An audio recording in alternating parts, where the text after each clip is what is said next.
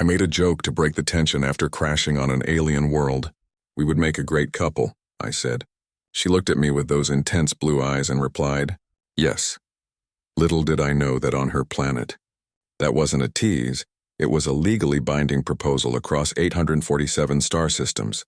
The ship tore through the gravity well like a tin can through a shredder. The navigation AI didn't even sound worried. Atmospheric entry imminent, it chirped, as if announcing lunch specials. Recommend adjusting trajectory. Or not, your call, Captain. Ryan gripped the controls, listening to metal groan and systems fail one after another. The crash wasn't a violent end so much as a clumsy pratfall on a planetary scale. He landed hard.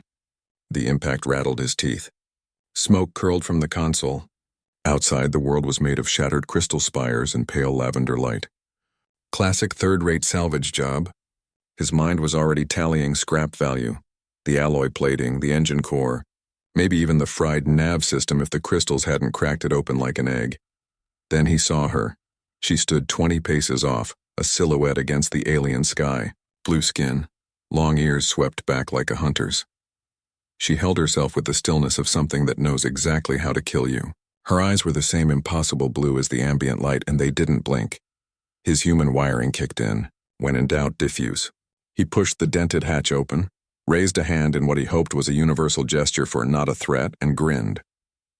Tough landing. You come here often? She didn't react. So he tried again. You know, with timing like that, we'd make a great couple. Her reply was immediate, flat, absolute. Yes. Ryan almost laughed. Crisis bonding. Shared panic. He'd seen it before. You survive something awful with a stranger, and for a second you feel like you've known them forever. He opened his mouth to make another joke, something about dinner and a movie, but the look on her face stopped him. There was no humor there, no relief. Just a cool assessing certainty he was wrong. This wasn't a moment of connection. It wasn't a joke she'd misheard. It was a trap he'd walked into with his own 2 feet, baited with his own stupid words. That single syllable, yes, hung between them, heavy as a contract signature. His life, his freedoms, his future as a nobody scraping a living from dead ships, all of it was already rewriting itself around her reply. The call to adventure had arrived, and it looked less like a quest and more like a beautiful, terrifying mistake. They didn't have time to process what yes meant. The scythe found them before Ryan could even ask if she was joking. 3 of them, low to the ground, moving like heat shimmers over the crystal fragments. They had too many legs, too many claws, and a stillness that felt hungry. They didn't growl. They just watched. Ryan's hand went to his hip, found the heavy salvage wrench he always carried. It felt stupidly small. He moved on instinct. A half-remembered scrap of close-quarters training, the kind you pick up in dirty ports. He swung the wrench at the first thing that lunged. It connected with a sound like hitting a bag of wet gravel. The creature screeched, twisted, and came back faster. Ryan backed up, breathing hard. This was salvage work, improvise, adapt, try not to die. Vera didn't back up. She stepped forward. Her motion was nothing like his frantic dodging. She flowed. A spin away from a claw strike put her exactly where she needed to be, to drive her elbow into a joint. A sidestep became a kick that shattered a limb. She didn't waste a movement.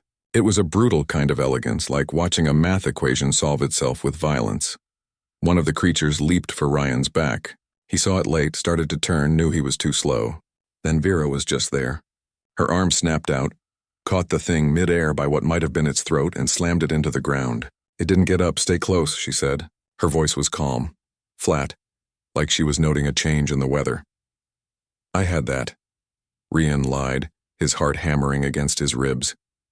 She glanced at the wrench in his hand, then back at his face. No, you did not.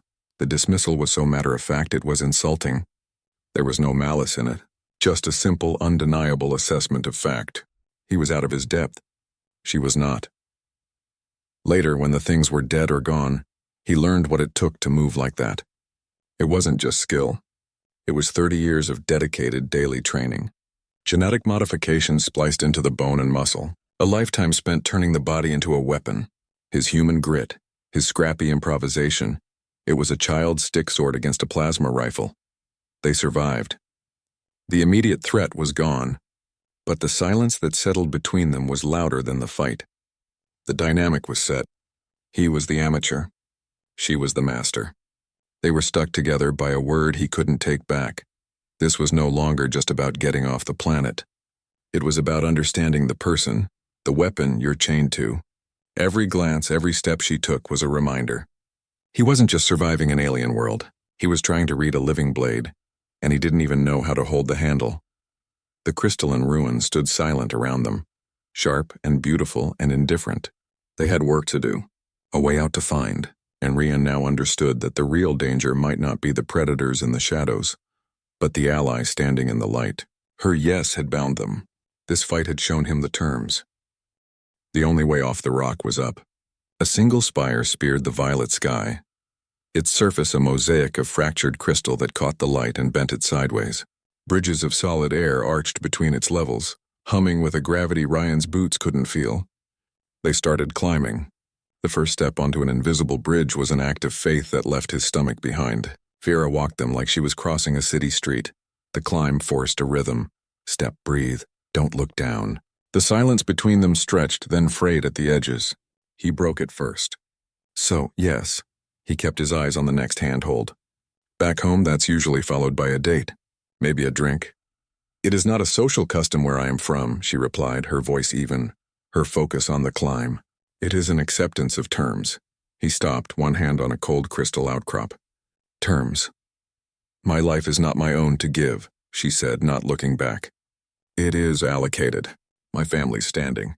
A pre-negotiated alliance with a commander from the 7th Fleet. My consent was a formality scheduled for next season. She said it the way someone might describe a dental appointment. A necessary, unpleasant obligation. Rian's cynical view of the universe that everything was a transaction, that you looked out for yourself because no one else would, hit something solid. This wasn't freedom. It was a gilded cage with better paperwork.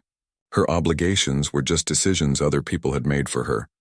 A life plotted on a star chart she hadn't drawn. So you're engaged, he said, the word strange in his mouth. I was to be, until you.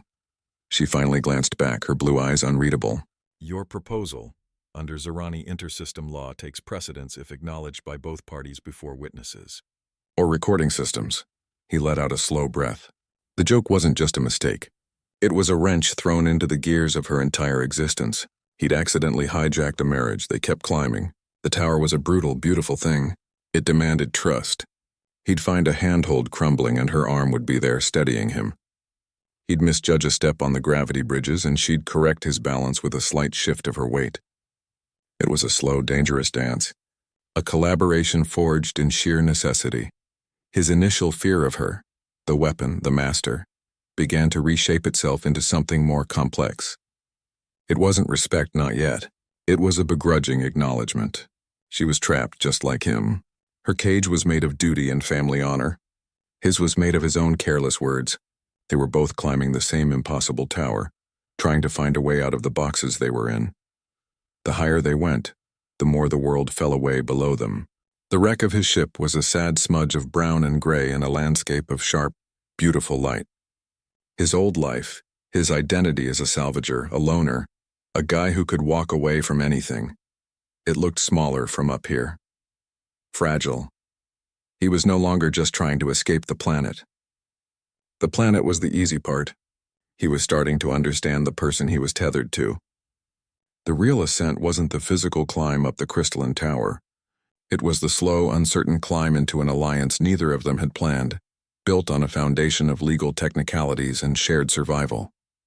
Every step upward was a step further from the simple life he'd known, and deeper into a reality where a single word could rewrite a destiny. The top of the tower wasn't a room. It was a mind. The walls pulsed with a soft internal light that shifted in patterns too complex to follow. Crystalline interfaces grew from the floor like frozen fountains, humming with a low, intelligent energy. It felt less like a place and more like a presence. A quiet, watchful thing that had been waiting a long, long time. A voice filled the air. It wasn't from a speaker. It was just there, smooth and genderless like the hum of the machine's given words. Welcome, Navigator. Welcome, Cultural Advisor. Ryan looked around. Navigator? Affirmative, the voice replied. Your ship's logs indicate a 94% survival rating for unassisted gravity well egress. Acceptable for your species' crude technology. Vera remained still, her eyes scanning the room. "It is reading us," she said quietly. Light played over them, a cascade of soft blue and gold. It didn't feel like a scan. It felt like being tasted.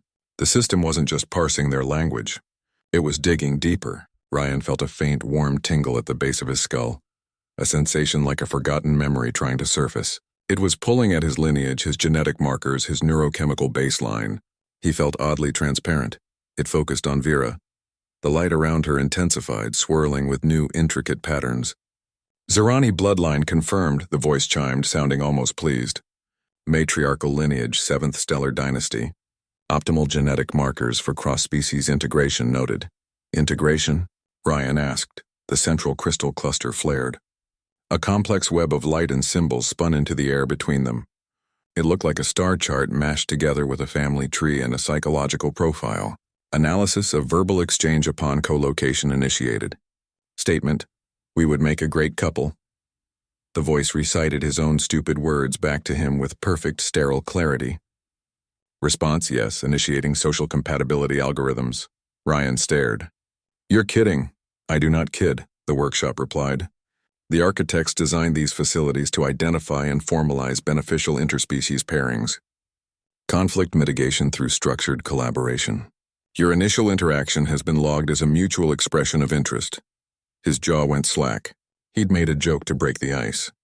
The ancient, galaxy-spanning intelligence of a dead civilization had logged it as a dating profile. His awkward human attempt at humor was now being fed into a cosmic-scale matchmaking app built by beings who thought love was a system to be engineered. Data points flickered in the air. Emotional resilience markers, stress response synergy, predicted long-term cooperation viability. It was all numbers and graphs. His entire personality, his entire being reduced to a spreadsheet for a relationship he never asked for. The analysis spun faster. "Preliminary results indicate a high probability of successful long-term partnership," the voice announced. "Compatibility ratings exceed minimum thresholds for architect-sanctioned union in 78 out of 80 core metrics." Vera watched the data flow, her face a mask of cool assessment. She didn't look surprised. She looked like someone watching a predicted outcome unfold. The architects believed cross-species cooperation was the only path to sustainable advancement, she said, her eyes still on the light. They built this social engineering into their systems. It was their primary directive beyond technology. It wasn't an accident. It was policy. A deliberate, almost comically intrusive agenda from beyond the grave. Ryan's casual line, his throwaway remark made in the dust of a crash site, was being validated by a set of rules written a million years ago. The results weren't just positive. They were enthusiastic. The machine thought they were perfect for each other. It was the worst blind date in the history of the universe, and the automated chaperone was locking the doors. The verdict came with the quiet finality of a judge's gavel. "Compatibility rating exceptional," the voice announced, proceeding with formal ratification.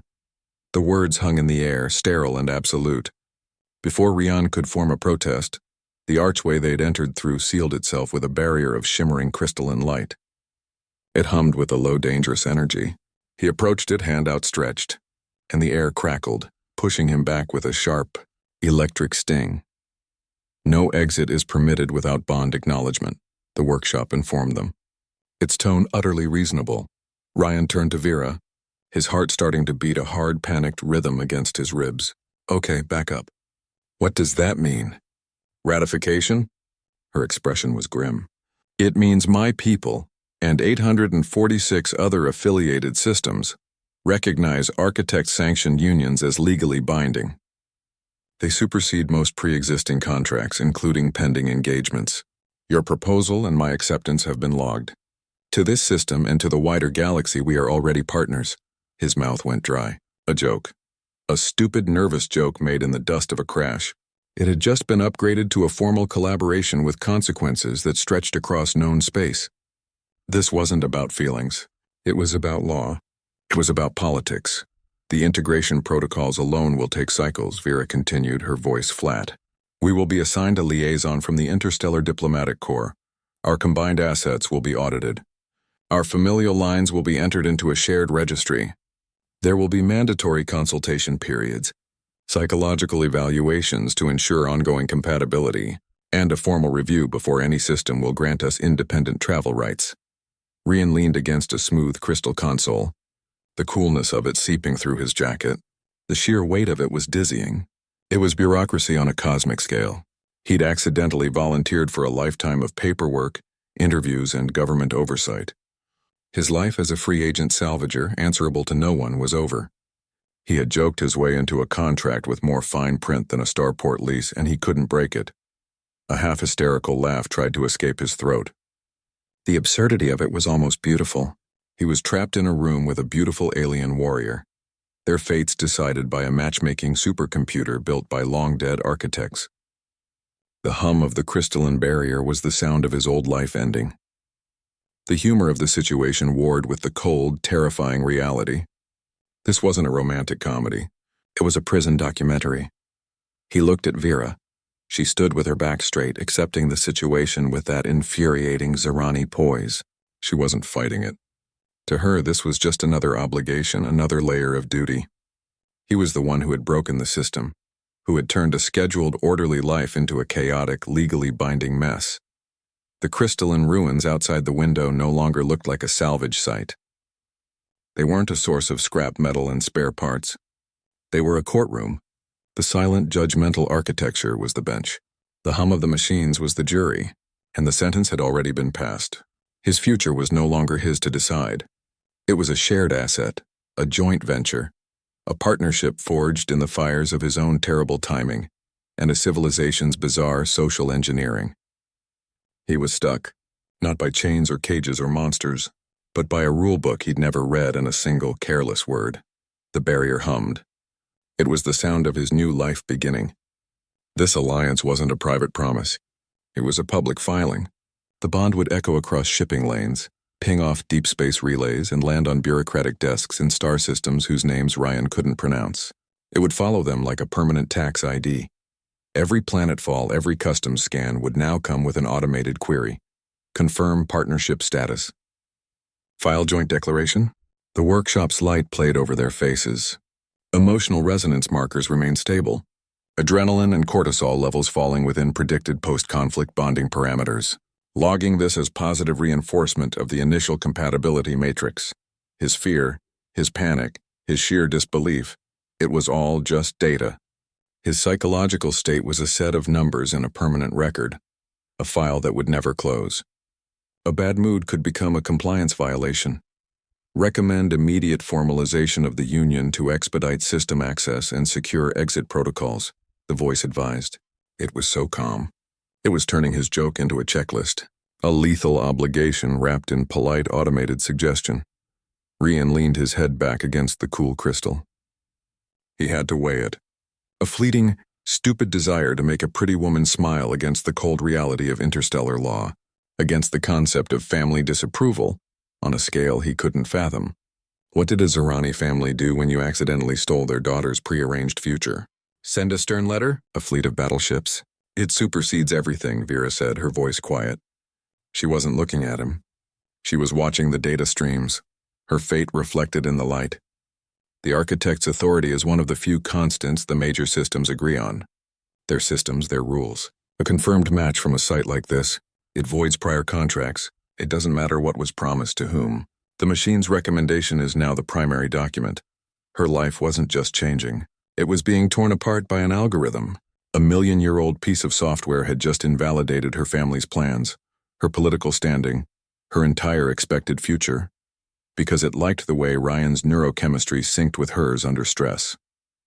He had reduced the complex tapestry of her existence to a binary question, and a computer had answered for her. In this universe, love, or the bureaucratic facsimile of it, could not escape gravity. It was weighed, measured, and filed in triplicate.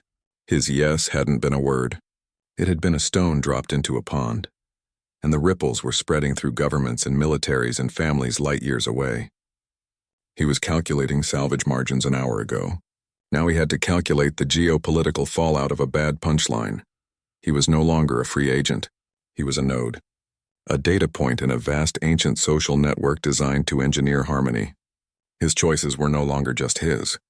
They were inputs for a system. His cynicism, his independence, his loner ethos, it was all obsolete. He was property of the partnership now. The personal had become political in the most literal sense. His desire to escape a sticky situation had enrolled him in a galactic-scale drama of diplomacy and power. The political wasn't some abstract concept in a newsfeed. It was in the hum of the barrier keeping him in this room. It was in the calm, doomed acceptance on Vera's face. It was inescapable. He was in the machine now, and the machine had a very specific idea of how this story ended. The hum of the crystalline barrier shifted. It didn't fade. It deepened, harmonizing with a new vibration from outside. A shadow fell across the tower's opening. Not from a cloud. From a ship. A sleek, aggressive wedge of polished metal and sharp angles, bristling with emitter arrays that looked less like sensors and more like the fangs of a very large, very angry animal. It hovered silently, blocking the pale lavender sky. A ramp descended. It didn't clang. It whispered open. Commander Theiss walked down that ramp like he owned the gravity itself. His uniform was a study in severe lines and muted metals. A contingent of soldiers flanked him, their armor a uniform gray, their faces hidden behind helmets. They fanned out with a fluid, practiced precision that made the room feel smaller. They didn't aim weapons. They didn't need to. Their presence was the threat. It framed the commander in a perfect halo of military discipline and cold, controlled fury. He stopped a few paces from them. His eyes, a pale, icy gray, went straight to Vera. They didn't even glance at Ryan. It was as if Ryan were a piece of furniture. A stain on the floor. Vera, he said. His voice was clipped, precise, like a blade being sharpened. Explain this, he didn't gesture. He didn't need to. The word this hung in the air, heavy and accusatory. It meant the alien standing beside her. It meant the architect workshop humming around them. It meant the bond that had already been logged and filed across half the known galaxy. It was a single word that demanded a full accounting of her betrayal, right here, right now, under the silent gaze of his entire ship. Vera didn't flinch. She met his gaze, her own blue eyes calm. The situation is as the architect systems have recorded it, Commander. Is it? The words were flat, dead. He finally turned his head. His icy gaze swept over Ryan, a quick dismissive assessment that seemed to find him lacking in every conceivable metric. Then he looked back to the central crystal cluster. Workshop. Display the full compatibility assessment matrix, all secondary and tertiary emotional resonance data. I want the full audit. Ryan felt a cold knot tighten in his stomach. The commander wasn't asking about feelings. He wasn't asking about love. He was demanding the raw data. He was treating their entire relationship like a flawed technical schematic, a bug report he needed to file. He was turning the most intimate, accidental moment of Ryan's life into a forensic data audit. The 7th Fleet maintains enforcement jurisdiction in 83 of the 847 signatory systems, Theiss stated. His voice dropping into a low, dangerous register meant only for them, though the soldiers surely heard every word. This development complicates a long-standing strategic alliance, a political arrangement that took decades to broker. The ramifications will be extensive. He made it sound like Ryan had tipped over a chessboard at the climax of a tournament. The stakes weren't just emotional. They were terrifyingly real. This wasn't about a jilted lover. It was about a jilted admiralty. Vera remained a pillar of Zirani poise. She didn't apologize. She didn't justify. She stood there, accepting his cold fury with the same stillness she'd used to face the scythe. It was a different kind of combat. Ryan's mouth felt dry. Panic was a live wire in his chest. He did the only thing he could think to do. He fell back on the old habit. The deflection, the joke. He gave a weak shrug, a ghost of his usual grin tugging at his lips. That is an accurate summary of events, he said, his voice drier than he intended. Theiss's head turned back to him, slow and deliberate.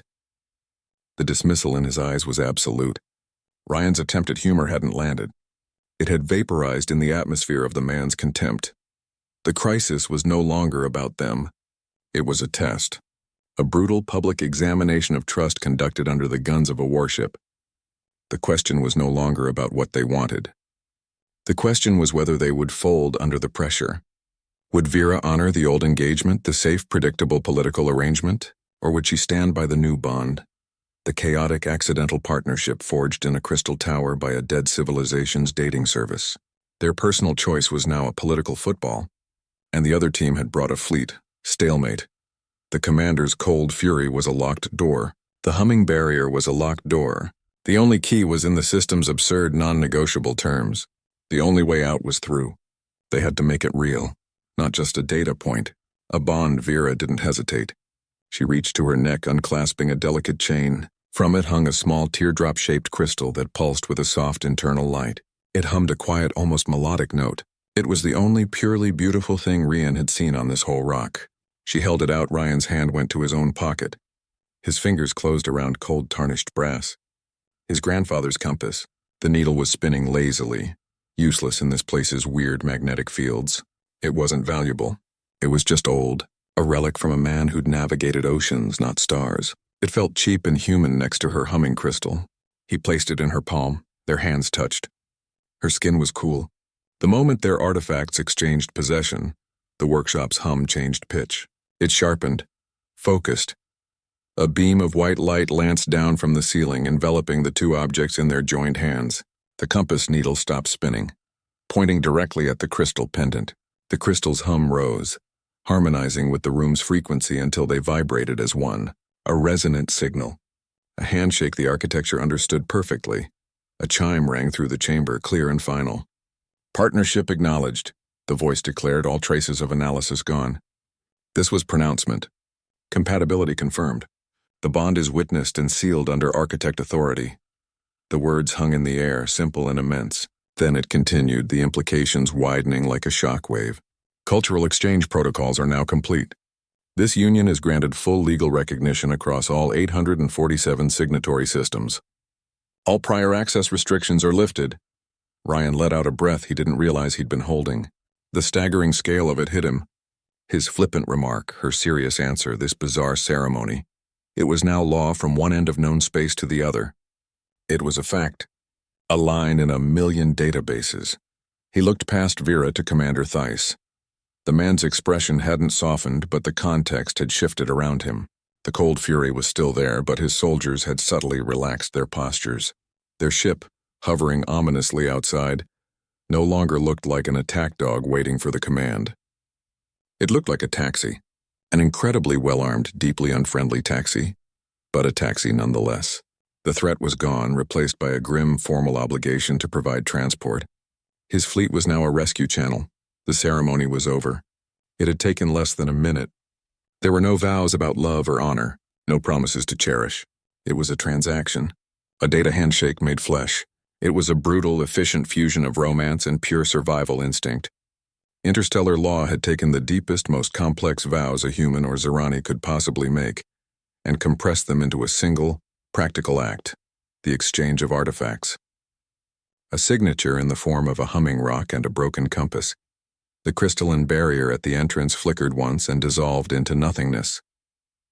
The way out was open. The air from outside smelled of ozone and crushed crystal. They were married. They were saved.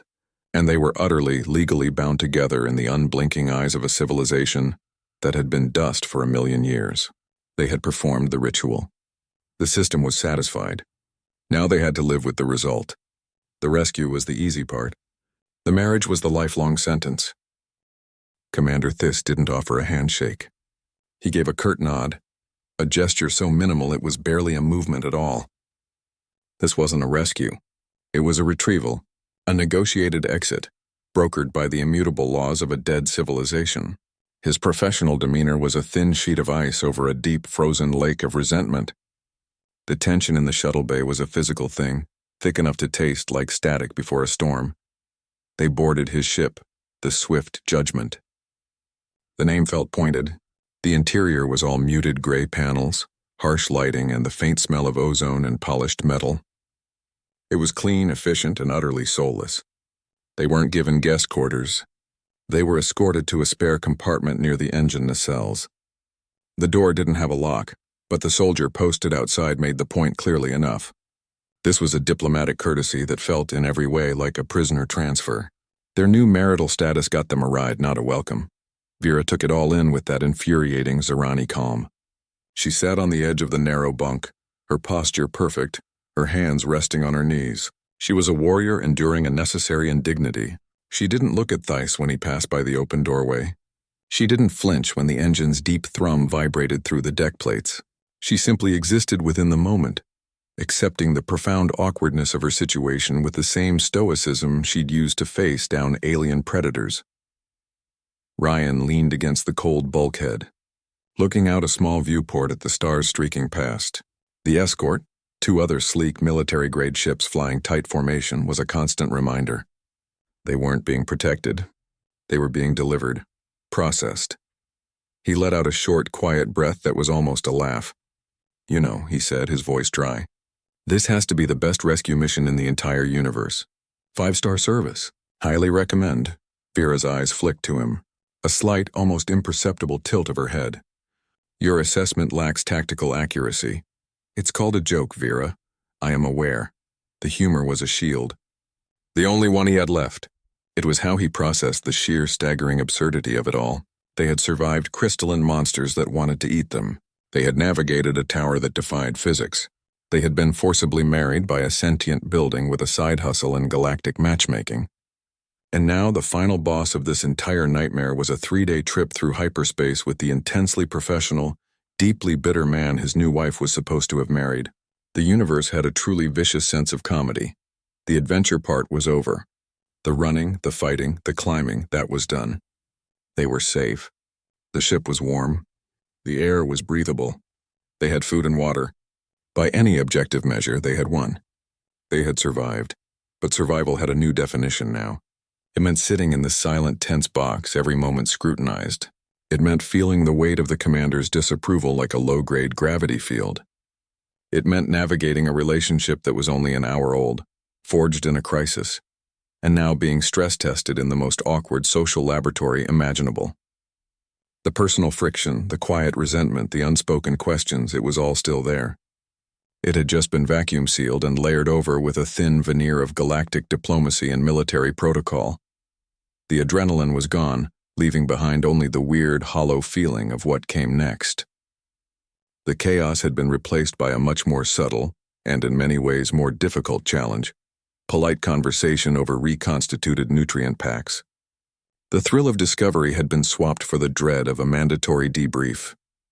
They were heading home, but the real journey, the one that would define everything that came after, was just beginning, and it was happening in a room no bigger than a storage closet, with a chaperone who absolutely hated them. The adventure had been terrifying. The awkwardness, it turned out, was its own special kind of hell. 3 months later, they stood on the bridge of a ship that wasn't theirs. It was a shared asset now, registered to a joint operating entity neither of them had chosen. Ryan's old life was a smudge on a star chart. His salvager tools were in storage. His call sign was retired. He had a new title, issued by the Terran Exploration Guild on heavy watermarked stock: Lead Technologist, Cross-Species Architect Interface Division. It came with a security clearance that made his head spin and a salary that would have shocked his younger self. The work was nothing like he'd ever done. It wasn't about breaking things down for parts. It was about listening. The architect tech didn't respond to commands. It responded to presence, to partnership. He brought the human element, the intuitive leaps, the weird questions, the stubborn refusal to accept that a system couldn't be jury-rigged. Vera brought the Zerani precision, the methodical analysis, the deep structural understanding, the patience to listen to a machine's hum for days until it revealed a pattern. Alone, they were competent specialists. Together, the Guild had decided they were a new research paradigm. Their cramped office was a patchwork of two cultures. On his side, a cold mug of coffee next to a half-disassembled data slate, schematics scrawled on scrap film. On hers, a perfectly aligned set of crystalline calibration tools, a slate displaying scrolling Zerani script, and a single, faintly glowing growth light for a small, tightly wound plant that required specific atmospheric conditions. Their personal bond had become a professional asset. The Guild wasn't interested in their love life. They were interested in the results. Their accidental marriage had catalyzed the first real breakthrough in architect studies in a generation. They were no longer a diplomatic incident. They were a mission profile. The galaxy, it turned out, loved a good story. The cynical human scavenger and the dutiful Zerani warrior, bound by ancient law and forced to make it work. The press packages wrote themselves. They were a power couple, forged in a crisis and meticulously sanctioned by paperwork. He'd gone from a man who trusted nobody to a man whose entire career was now a joint venture. The transformation wasn't a single moment. It was a slow acclimation, like getting used to a higher gravity. The reluctance was still there, a low-grade hum of skepticism, but it was now overridden by something else. Purpose. His unplanned call to adventure, that stupid joke in the dust, had given him a problem larger than any ship he could scrap. It was a puzzle woven into the fabric of the cosmos itself. It required more than just his hands. It required her mind. It required them to actually talk, to argue, to find a common language that wasn't just verbal. They had to build a shared vocabulary of glances, of small gestures, of knowing when to push and when to let the other think. He was learning to trust something other than his own 2 hands and a welding torch. The joke was well and truly over. The initial absurdity had been filed away, replaced by the stark reality of daily briefings, technical reports, and the quiet, constant pressure of being a precedent. Every decision they made was watched. Every finding they published was dissected. They were the first successful experiment in the architect's grand design, and a dozen different governments were taking notes. The work was exhausting, frustrating, and often felt like trying to decipher the punchline of a joke told 1,000,000 years ago. But it was work that mattered. It was a purpose he'd never looked for, but one he found himself unwilling to walk away from. He had traded a life of solitary freedom for a shared burden of discovery. And to his own great surprise, he didn't hate it. The universe had handed him a script he never would have chosen, and he was finally starting to learn his lines. The joke had a name now. The Navigator Protocol. It wasn't just their story anymore. It was a job description, a whole new branch of the guild, carved out of bureaucratic stone and given a budget. 200 people, scientists, engineers, a few ex-salvagers with the right kind of flexible thinking. They were scattered across a dozen stations and outposts in human space, a fledgling institution built on a foundation of a bad line and a legally binding misunderstanding. These new teams weren't like the old exploration corps. They were hybrids. Human-Zerani pairs mostly, a few other combinations the guild was testing. Their entire mandate was to do what Ryan and Vera had done by accident: engage architect systems, not as conquerors or scholars, but as partners. The data they were pulling changed everything. Star charts that were blank yesterday now had notations. Gravity wells marked safe for transit. Anomalies tagged as potential sites, not just hazards. Their accident had cracked open a door, and now a whole new generation was stepping through. They were the template. The case study. Every new team got a heavily edited briefing packet on their cooperative methodology. Rian had read one. It made their frantic, terrified scramble through the crystalline tower sound like a pre-planned tactical exercise. It was surreal. Other people, serious career-focused scientists and soldiers, now looked to them for guidance.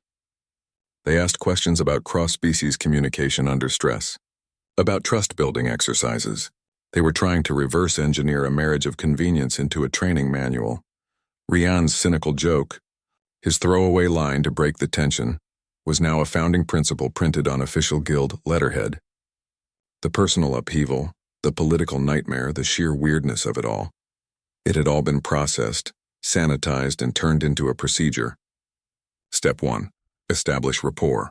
He'd be in a meeting, listening to some bright-eyed junior analysts talk about emotional resonance metrics as a key performance indicator, and he'd have to bite his tongue. They'd turned the most chaotic moment of his life into a checklist. He was no longer just responsible for himself, or even for Vera. He was responsible for them, for the 200 people who'd signed up for his accidental revolution. Their safety reports landed on his desk. Their mission outcomes were part of his performance review. He'd gone from a guy who could barely keep his own ship flying to a man whose signature could greenlight a deep space survey mission for a dozen lives. The weight of it was a constant low hum in the back of his skull, heavier and more present than the alien ruins had ever been. It was the weight of expectation. Of being a precedent. He'd stand on the observation deck watching a new hybrid team board their ship for a shakedown cruise.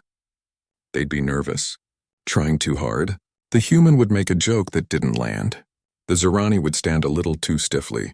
He'd see them and feel a weird mix of pride and dread. He'd created this. His flippant words had built this machine. And now he had to make sure it didn't break. And that it didn't break anyone else in the process. The freedom he'd lost felt like a cheap price compared to the responsibility he'd gained. He'd traded a single ship for a fleet, a solitary life for a community he'd never asked for but now felt duty-bound to protect. The protocol was his child, and it was a terrifying, wonderful, exhausting thing to raise. Their next mission zone was the Kepler region, a graveyard of dead stars and silent worlds. It should have been empty. It wasn't. Their long-range scans lit up with energy signatures that didn't match any known human or Zerani tech, architect sites. Dozens of them. Waking up all at once like a forest of stone flowers opening to some silent cosmic dawn. It wasn't a discovery. It was an invitation, and the RSVP list was longer than they'd expected. They weren't the only ones who'd gotten the memo. A hegemony science barge hung in the void near the first site, its lumpy organic shape looking like a fungal growth on the stars. Further out, the razor-straight lines of a crystalline assembly vessel glittered, all hard angles and cold light. And then there were the Void Collective ships, shadows that drank the light, sensors that registered as subtle whispers of wrongness in the void. Names they'd only read in intelligence briefings were now ships on their scopes. They weren't colleagues. They were rivals. The whole sector felt like a convention no one had planned. The architecture itself seemed to encourage it. The sites weren't hidden. They broadcast their locations on frequencies every species could hear. They weren't meant for one culture to claim. They were designed as meeting grounds, neutral territory with a very specific, very forceful set of rules. You didn't come here to conquer. You came to cooperate, or you didn't get in. It stopped being pure science. The thrill of discovery got a sharp competitive edge. Every new data stream they decoded, every map fragment they recovered, was a piece of power. Knowledge was influence. A navigational clue here could open a new trade route. A technological schematic there could rewrite a military doctrine. Unknown sectors on the star charts weren't just blank spaces anymore. They were prizes, or traps waiting for the unprepared. Their partnership, once a personal oddity, was now a strategic asset. The guild analysts called it a force multiplier. In the mess hall, the junior navigators called it the prototype advantage. Ryan just knew that when a crystalline scanning team tried to lock them out of a data node with some complex algorithmic block, he could throw a human irrationality at the problem, a weird logical loop, a nonsensical query, while Vera worked the Zerani precision angles. Together, they could crack systems that left the single-species team stalled and frustrated. They were a living key for a lock the architects had designed specifically for pairs. The ruins were more than just a technological inheritance. They were a social engineering project on a scale that was hard to fathom. Every site was a puzzle that required more than one perspective to solve. The message was clear. The architects hadn't just left behind their gadgets. They'd left behind a curriculum, a very specific, very demanding lesson plan for their successors. Play nice with the other children or you don't get the toys. They were running a race, but they weren't sure who had set the finish line. The rules of the game had been written millennia ago by minds that thought in cosmic time. This wasn't exploration. It wasn't even diplomacy. It was an elaborate, galaxy-wide team-building exercise designed by a dead civilization that really, really believed in group projects. Every new site they entered, every new rival they faced was just another move in a game that had started long before humans had even learned to walk upright. The stakes felt different here. On their first planet, it was about personal survival. Then it was about bureaucratic survival. Now it was about placement. About making sure your species, your culture, your way of thinking had a seat at the table when the real inheritance was finally handed out. The playful, almost academic feel of their early guild work was gone. The Kepler region had a tension to it, a quiet seriousness. They were no longer just studying history. They were auditioning for a role in a future someone else had planned. The weight of it settled on the ship, a new kind of gravity. They were players now, and the board was the entire galaxy. The pattern was finally starting to show. It wasn't hidden in the data streams or the alien schematics. It was in the design itself. The ruins, the traps, the tests, they weren't a legacy. They were a curriculum. The architects hadn't just built tombs for their technology. They'd built training grounds. The entire Kepler region felt less like an archaeological dig and more like a very dangerous, very elaborate school. The final exam was cooperation. You either passed as a team or you didn't pass at all. Their philosophy was coldly pragmatic. They looked at the future of the galaxy and saw a simple, brutal equation. Single-species empires would stagnate. They'd hit a wall. Innovation required friction. It needed the clash of alien minds, the shock of different perspectives. Their solution wasn't a suggestion.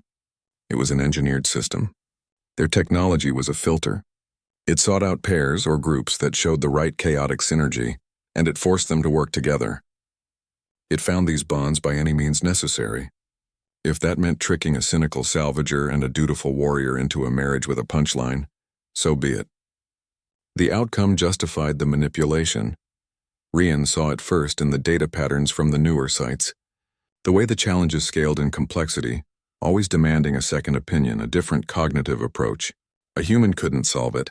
A Zerani couldn't solve it. But a human and a Zerani arguing, compromising, combining stubborn intuition with rigid logic? That worked. Every time. He looked over at Vera at her station, her fingers flying across the interface with that unnerving precision. He thought about his own messy intuitive leaps. They weren't just partners. They were a controlled variable in an experiment that had started 1,000,000 years ago. The entire tale, from the crash to the rescue to the bureaucratic entanglements, took on a new, unsettling shape. It had a structure, a sense of purpose. Their perilous scramble for survival had been a carefully arranged test of their compatibility under pressure.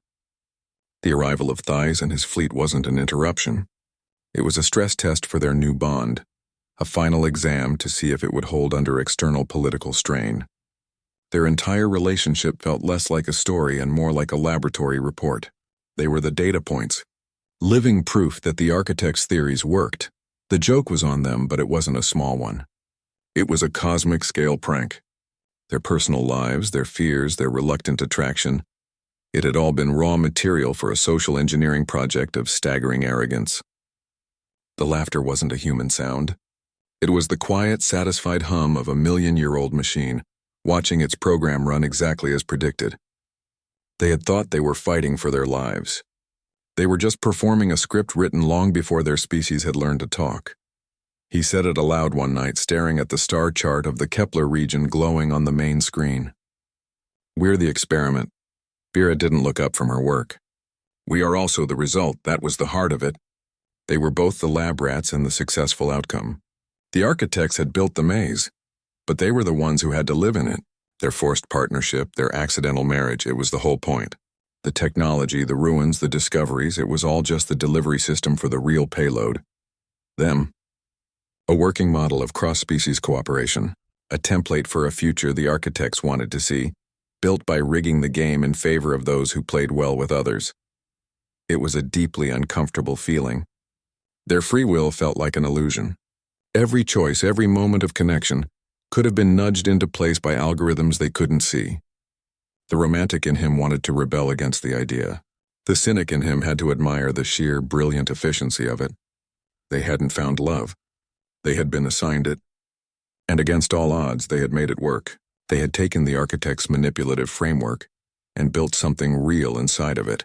They were a planned variable that had developed its own agency. The experiment was a success, but they were the ones who got to decide what that success meant. Their story stopped being a story. It became a manual, a guide for navigating the three-headed beast of love, law, and discovery. New navigator teams got a copy.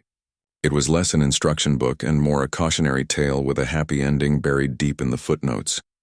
It didn't tell you what to do. It told you what not to do. Rule 1, do not under any circumstances propose to a Zerani warrior as a joke. Unless you mean it. Their cadence was their most reliable tool. It wasn't a protocol. It was a rhythm, a burst of human humor to break the tension, a moment of shared vulnerability when a system refused to yield, a quiet collaboration over a shared terminal, their different minds finding a solution neither could have reached alone. It was a dance, 1 step forward, 2 steps sideways, and the occasional stumble that required a hand to keep from falling. The guild's psych profiles called it complementary cognitive synergy. Ryan called it not throwing a wrench at his partners. Head when she suggested a 36-hour diagnostic on a system he was sure just needed a good whack. They set course for new mysteries with the full weight of the guild behind them. Their ship, once a borrowed vessel, was now their own. The Meridian's replacement. It had a dual registration, human and Zerani markings side by side on the hull. It was a statement. They traveled with formal sanction, but also with a dozen different governments watching their every move. Their discoveries weren't just their own. They were property of the partnership, and by extension the fragile alliance it represented. He started framing their reports like chapters. Chapter 4, How to Calibrate a Resonant Harmonic Emitter Without It Turning Your Coffee into Plasma. It was a playful meta-narrative, a way to sand the sharp edges off the sheer terror of poking a sleeping god's technology with a stick. The titles were a joke. The content was deadly serious. Every chapter was a new lesson learned the hard way. It was an ongoing process, a constant low-grade negotiation, not just between them, but between their entire cultural backgrounds. She valued pre-planning and risk assessment. He valued getting it done and fixing the mistakes later. They had to find a middle ground that didn't get them killed. They were adapting two stubborn, ancient sensibilities to fit inside a system built by a third. It was like trying to teach two different species of cat to pull a sled together. It was possible, but it was messy. They were writing the rule book as they lived it, one crisis at a time. There was no precedent for a human Zerani marriage negotiating trade rights with the hegemony. So they made it up. They bluffed. They used his humor to disarm and her poise to intimidate. They turned their accidental bond into a diplomatic strategy. Every problem was a new page in the manual, a new case study for the navigators who followed. The architect's long game was fruiting in real time through their actions. Every treaty they helped draft, every technical standard they established, was a branch growing from the seed the old ones had planted. They were the living proof that the experiment could work, that forced cooperation could evolve into genuine alliance. They were the catalyst. They ensured that the storylines they started, of belonging, of shared curiosity, of finding common ground in the dark, would extend far beyond their own mission. New navigator pairs would look at their reports and see not just technical data, but a path, a way to be partners, not just colleagues. They were building a legacy of connection. They were no longer just a couple. They were a precedent, a legal case study, a social experiment, a template for a new way to be in the universe. Their breakfast choices were analyzed by cultural attachés. Their argument over navigation routes became a seminar topic at the Guild Academy. Their personal life was public property. The universe, it seemed, enjoyed complicating love, law, and discovery in equal measure. It liked to tie them together in impossible knots just to see what would happen. It was a vast, mischievous intelligence that loved a good puzzle, and Rian and Vera were its favorite toys. They were pulled apart and snapped back together, tested and probed, put in impossible situations and watched to see how they'd escape. And through it all, they kept working. They kept arguing. They kept finding a way. The joke was over. The work was everything. And the work was just getting started. The ship cut through the void. It wasn't the Meridian, that old bucket of bolts he'd crashed and lost. This was the Meridian II, a guild vessel fresh from the yards. Its lines were cleaner, its systems sharper. It felt less like a home and more like a statement. A tool built for a very specific, very public job. It glided toward the uncharted markers on their star chart, its new hull silent against the background hum of the cosmos. It was a ship reborn, and so were they. Their bond was the ship's foundation. It wasn't just romance anymore. That was the spark, the accidental fuse. What kept the engines running was the work. The shared mission to drag the unknown into the light, one star system at a time. They were a unit, a partnership in the truest, most exhausting sense of the word. Technologists during the day shifts, parsing data streams from alien ruins, diplomats in the meetings, negotiating access with species who thought blinking was a sign of aggression, and partners at the end of it all, in the quiet of their quarters, trying to remember how to talk about something other than quantum resonance or intersystem trade law. The crystalline ruins of their first meeting were far behind them, a memory filed away under lessons learned. But the view ahead was a scattering of new signals, each one a potential repeat of that first chaotic dance. Countless more sites waited. Each one a new test, a new puzzle box left behind by the architects, waiting for the right combination of minds to crack it open. The work was never done. The frontier just kept getting bigger. Their responsibilities had grown with the ship. They weren't just a crew. They were a command team. They had a small fleet of support vessels and scout ships to manage, a web of logistics that required constant attention. They had rivals to outmaneuver, not with weapons but with cleverness and faster data analysis. The hegemony, the crystalline assembly, they were always there, just on the edge of the scanner range, waiting for a mistake. And underneath the grand mission, the galactic stakes, they still had a marriage to maintain. It was the smallest, most personal piece of the puzzle, and often the most difficult. It was easier to negotiate with a hostile alien diplomat than it was to decide whose turn it was to clean the nutrient reclaimer. The cynic in him was gone.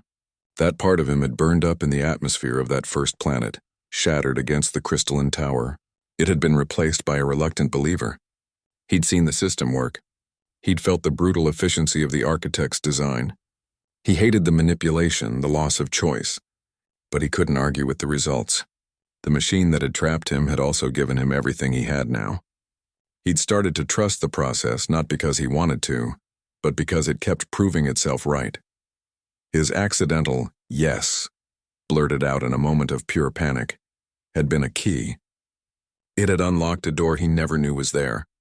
Behind it wasn't just a new job or a new partner. It was an entire frontier of purpose, a reason to be out here in the deep black that was bigger than just scraping a living from the bones of dead ships. He had found a partner who challenged every lazy thought in his head, a purpose that actually mattered, and a place in a story so large it made his old life look like a footnote. He was no longer Ryan the Salvager. He was part of the Navigator Protocol. He was a chapter in the architect's grand plan. The call to adventure had been the worst mistake of his life. A misstep, a stumble, a joke that backfired spectacularly. But answering it, following that yes through all the chaos, the fear, the bureaucratic nightmares, and the awkward family dinners, that was the best choice he ever made. It was the one decision that had given all the others meaning. They headed into the black, the stars stretching out before them in an infinite web of possibilities. The ship was quiet. The course was set. They were ready. Not for a fight, not for a score, for a discovery, for whatever intricate, manipulative, brilliant lesson the architects had planned for them next. The game was still going, and they were all in. The legacy of Ryan's joke wasn't written in history books. It was lived. It was in the quiet hum of a hybrid engine ship. The easy banter between a human engineer and a Zerani linguist over a shared console. The way a problem got solved because two different minds attacked it from opposite angles. The galaxy wasn't remade by treaties or battles.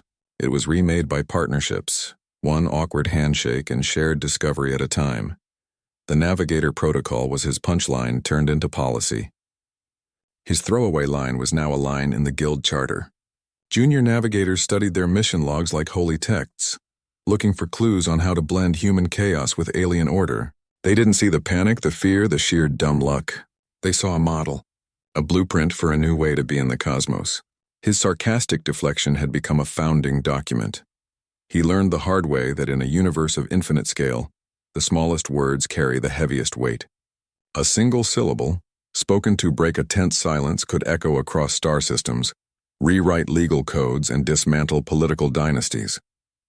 His journey from a solitary salvager to a reluctant diplomat was a masterclass in adaptation. He'd been stripped of his old life, his old identity, his cynical independence, and was forced to build something new from the wreckage. He had to learn to trust, to collaborate, to see his own weaknesses not as flaws but as gaps that another person could fill. He proved a simple, powerful truth. Human improvisation wasn't a liability next to Zerani precision. It was its perfect complement. His gut instincts, his ability to see a third option when the first two were locked down, his refusal to believe a system was truly broken. It wasn't a lack of discipline. It was a different kind of intelligence, one that thrived when paired with her methodical, unwavering focus. Together they could solve problems that would have left either of them stranded alone. The misunderstanding wasn't an error in the system. It wasn't a glitch. It was the catalyst, the spark that forced a necessary evolution. The galaxy was too big, too strange, too filled with ancient traps and new rivals for any one species to go it alone. The architects knew it. Ryan had to learn it the hard way. His accidental proposal was the shock to the system that broke old patterns and made something new possible. His personal crisis was the universe's way of forcing a software update. His story became a beacon, a signal for others caught in the gears of culture and obligation. For the Zerani scientist pressured into a political marriage. For the human explorer tired of answering to a corporate board. They looked at Ryan and Vera and saw a third path. A way to honor your past without being a prisoner to it. A way to build a future on your own terms. Even if those terms started with a cosmic paperwork error. He showed the wider galaxy that a sense of humor might be humanity's most valuable and most dangerous export. It was the wild card, the variable the old solemn races never saw coming. The architects, for all their genius, could plan for cooperation. They could engineer systems that forced it. They could map compatibility and predict emotional resonance. But they couldn't plan for wit. They couldn't code for a well-timed, terrible joke. They could build the maze, but they couldn't predict the strange, laughing path one human would take through it. He took their grand, manipulative social engineering experiment and he turned it into a story. A good one.